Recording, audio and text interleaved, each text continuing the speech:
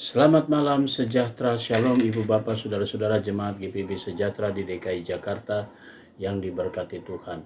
Salam sehat semua. Mari membaca Alkitab. Pembacaan Alkitab kita pada malam hari ini terambil dalam kitab Ayub, pasalnya yang ke-41 dan 42. Mari kita berdoa.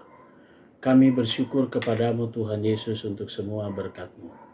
Pada malam ini kami semua datang dan sujud menyembah sambil memuliakan nama-Mu. Karena kasih dan sayang-Mu kami boleh dipelihara. Sebelum kami masuk dalam tidur malam kami akan membaca Alkitab. Karuniakanlah kepada kami semua kuasa roh Tuhan yang akan menguatkan tubuh kami yang lemah sehingga kami fokus dalam pembacaan Alkitab.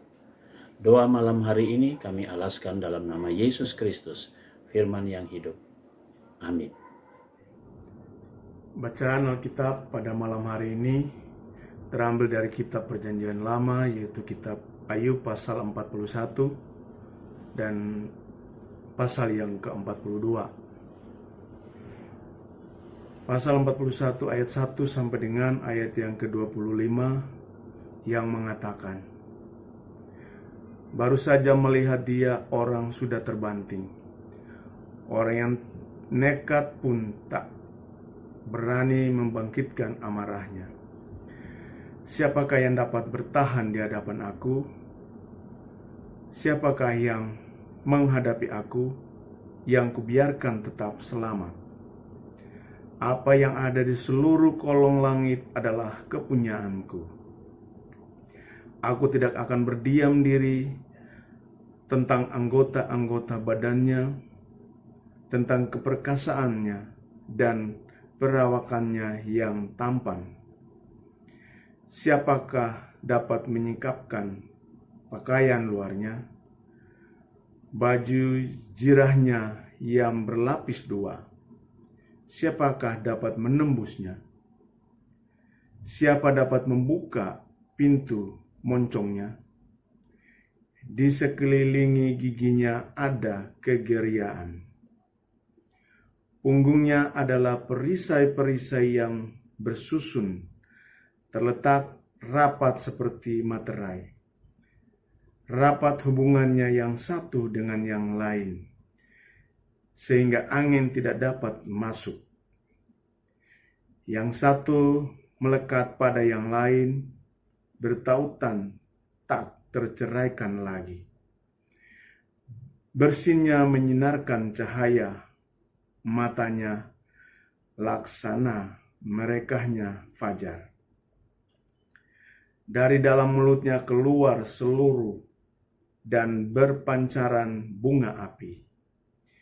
Dari dalam lubang hidungnya mengepul uap bagaikan dari dalam belangga yang mendidih dan menggelegak isinya.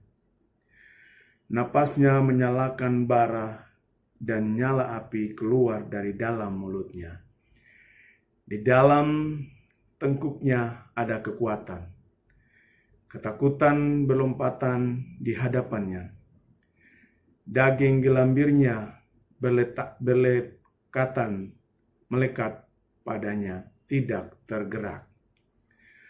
Hatinya keras seperti batu kilangan bawah.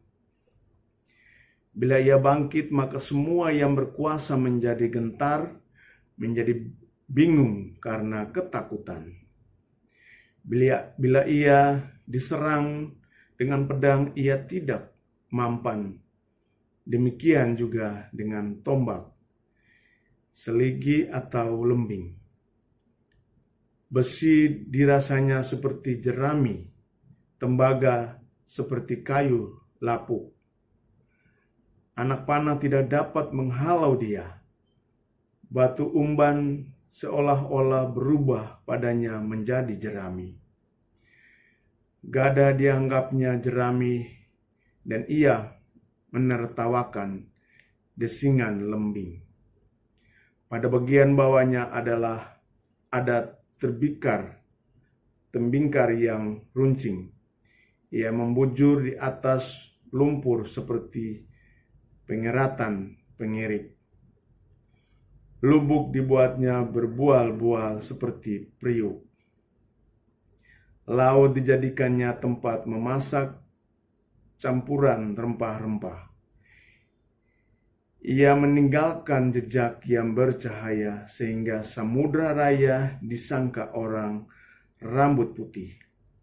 Tidak ada taranya di atas bumi, itulah makhluk yang tidak mengenal takut. Segala yang tinggi takut kepadanya. Ia adalah raja atas segala binatang yang ganas. Ayub pasal 42 ayat 1 sampai dengan ayat yang ke-17 yang mengatakan,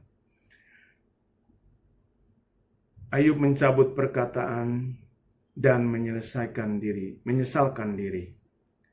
Maka jawab Ayub kepada Tuhan, Aku tahu bahwa Engkau sanggup melakukan segala sesuatu, dan tidak ada rencana-Mu yang gagal. Firman-Mu, siapakah dia yang menyelubungi keputusan tanpa pengetahuan? Itulah sebabnya tanpa pengertian aku telah bercerita tentang hal-hal yang sangat ajaib bagiku dan yang tidak ku ketahui. Firman-Mu dengarlah, maka akulah yang akan berfirman. Aku akan menanyai Engkau supaya Engkau memberitahu aku. Hanya dari kata orang saja aku mendengar tentang Engkau. Tetapi sekarang mataku sendiri memandang Engkau. Oleh sebab itu aku mencabut perkataanku, dan dengan menyesal aku duduk dalam debu dan abu.